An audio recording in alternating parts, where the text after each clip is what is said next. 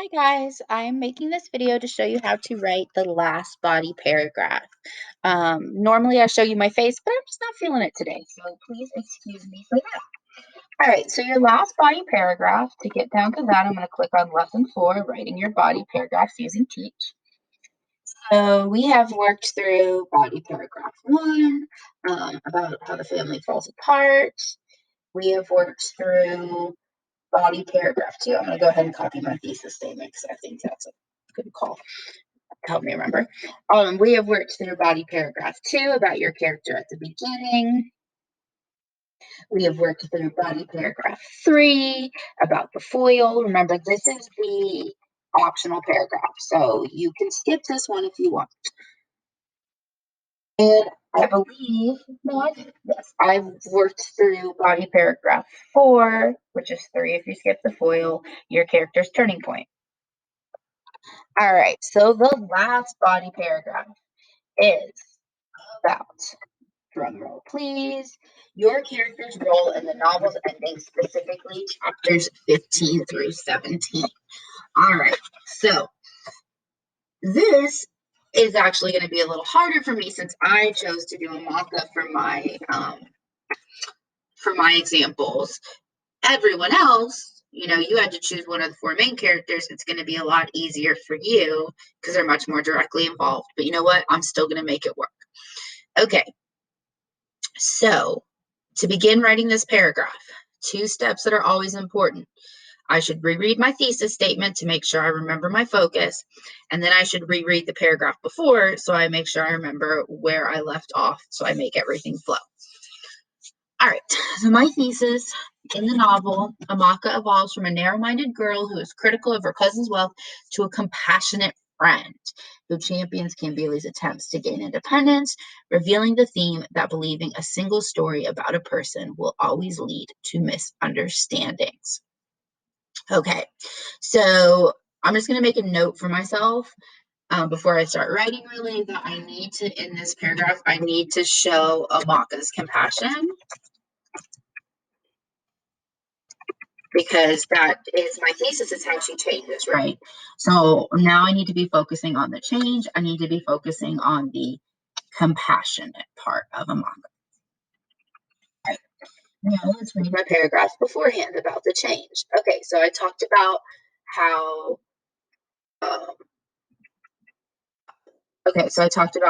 when Cambili finally talks back to Amaka and how Amaka laughs about it. And my clincher was, while this may seem like a small, insignificant step, this exchange thaws the ice between the cousins as Amaka begins to realize that Cambili is not merely a snob, but is actually struggling with her confidence. Amaka will not fully uncover the mystery of Cambili's silence until Cambili's second trip to Insuka. All right, so I ended my paragraph talking about, obviously, Cambili's second trip to Insuka. Now, if you don't remember that,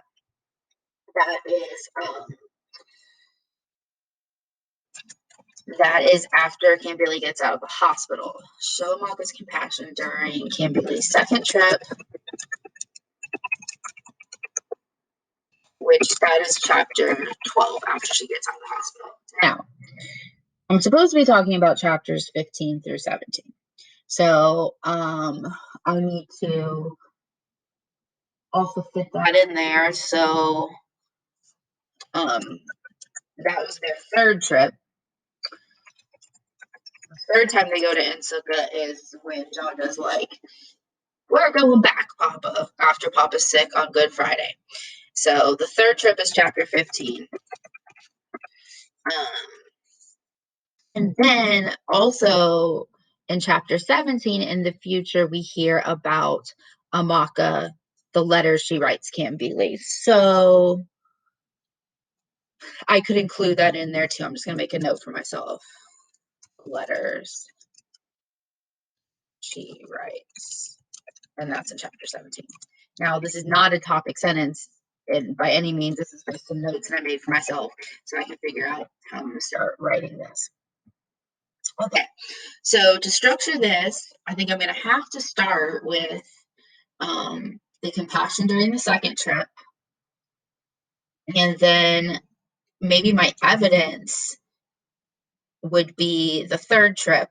Like I can find an example of Amaka being compassionate during the third trip. And then my clincher, maybe I could talk about the letter she writes. So it's like I can touch on all of these things in one paragraph.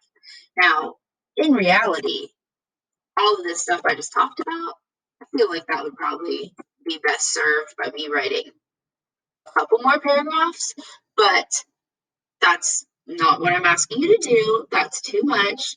You guys are freshmen in high school. You don't need to write a gigantic essay. Miss Klein wants to write more because I'm like, I can talk about this, this, and this. I'm going to rein myself in to give you an example. Okay.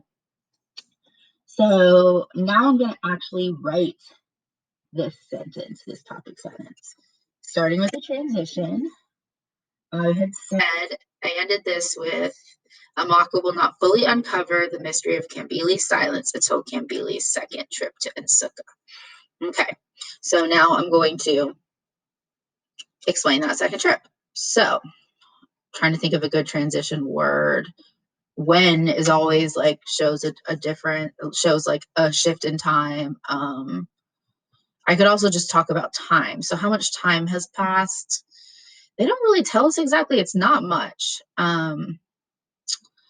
So I think I'm just going to talk about like I'm going to transition by using the context from the book. So I'm going to say something like, even though Kambili left Nsukka very quickly when Papa came to get her and Jaja unannounced, because remember he just like showed up and Auntie Fuma had thought they were going to get to stay another day. She returns just as quickly and surprisingly. I feel like that makes enough sense for the moment. I don't love it, so maybe I'll fix it later. So now I'm going to keep going with that context. Context means like background information. So I'm going to say,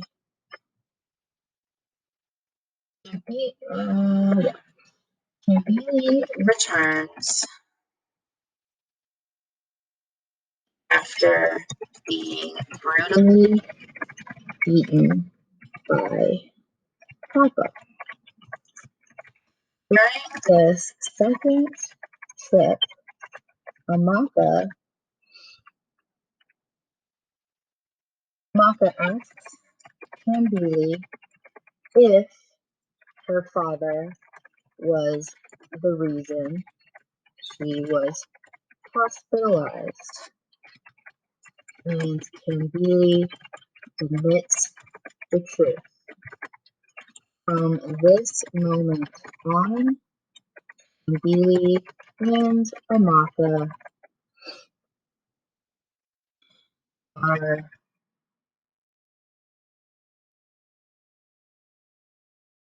want to say best friends, but like, what's a good word for being close? And well, I'll just say from this moment on, Kambili and Amaka become from this moment on, Amaka becomes the friend Kambili had been yearning for. All right.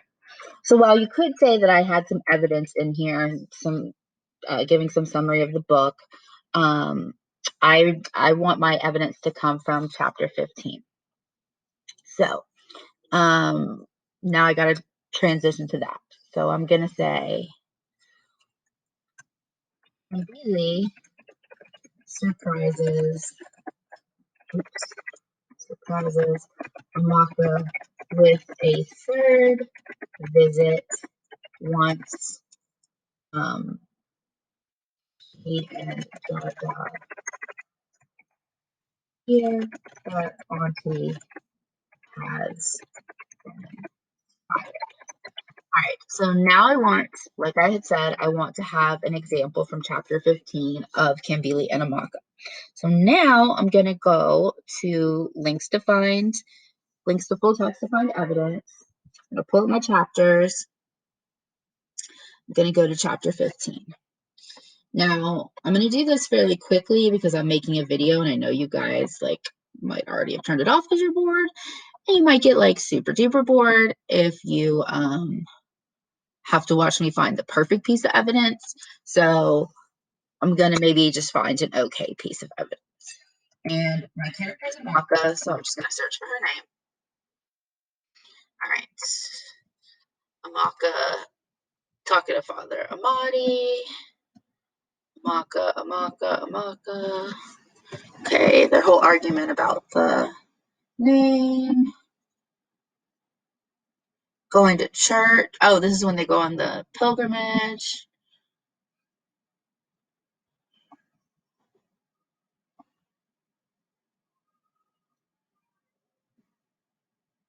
Okay, so this right here is a good piece of evidence showing how Amaka has changed. Okay, so Amaka says it doesn't, after the pilgrimage, doesn't matter if Our Lady appeared or not. Eakpe will always be special because it was the reason Kambili and Jaja first came to Nsukka. So this shows great change on Amaka's part because remember when Kambili and Jaja first came, Amaka was like, oh my God, they're so weird. What's wrong with them? But now after their third visit, she's like, you know what? The fact that I've reconnected with my cousins, this is so special to me. So this shows a change from my cousins are weird, what's their problem, to like, oh my God, I love my cousins. So that's my evidence. Boom, page 275. Look at that. Got it. Okay, back to my place where I'm writing my essay. Cool. Evidence. Here we go. During the third trip, the family finally takes the pilgrimage. Didn't spell that right, I don't think. Maybe. Okay. Yeah. Even though she is disappointed by the trip, Amaka says, all right, now we come my evidence. Now, since, and I think I said this in a previous video, since I'm quoting something that's already quoted in the book, I actually double up on my quotation marks. So, double up there.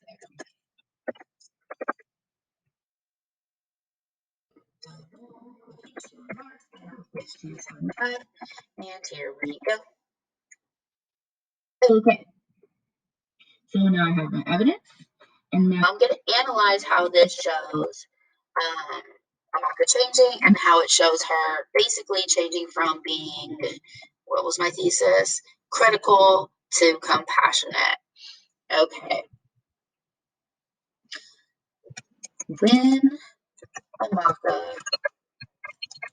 first reunited with her cousins, she was mainly critical of their strange behavior. However, now that she knows the full story of their lives with Papa, she is passionate and grateful for her relationship with them. All right. Now, I said I wanted to maybe clinch with looking ahead and talking about the letters that she writes. So I'm kind of doing too much in this paragraph. I will admit I'm doing too much. You don't need to talk about this much in your paragraph, but because I want it to like really come full circle and talk about the end, I'm going to go ahead and look at chapter 17 to come up with something to clinch my paragraph. All right, so chapters 15 through 17 are all in the same document. I don't really know what I did. So letters. I'm just going to search for letters because.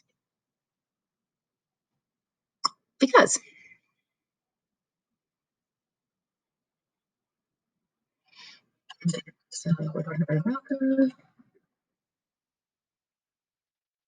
Malcolm used to write the office of the head of state, even the Nigerian ambassador in America, to complain about the poor state of Nigeria's justice system.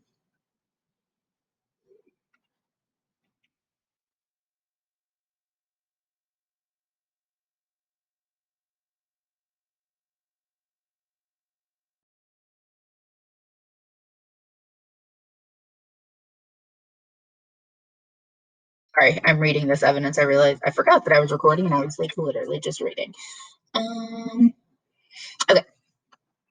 so I'm gonna go back here to Maka writing to all these people. So she writes to the office of the head of state, the Nigerian ambassador, to complain about the Nigerian justice system.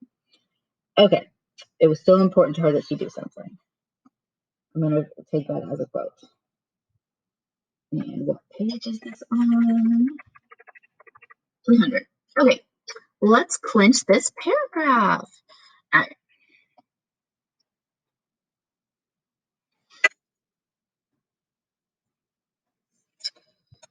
The novel ends in a whirlwind of activity with Papa's death, Aunt Ifuma's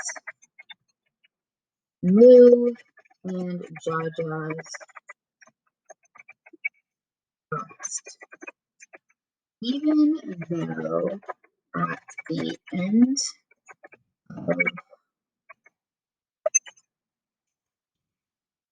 the novel, she is living in America, Maka has not forgotten their cousins. She has been writing on Jaja's behalf to the head of state and all the other place she was writing to, the head of state and the ambassador.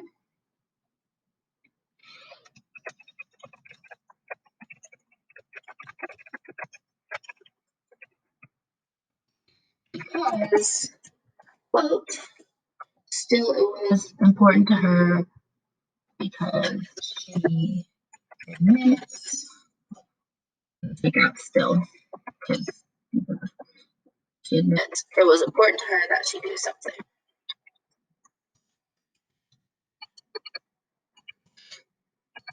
In the novel,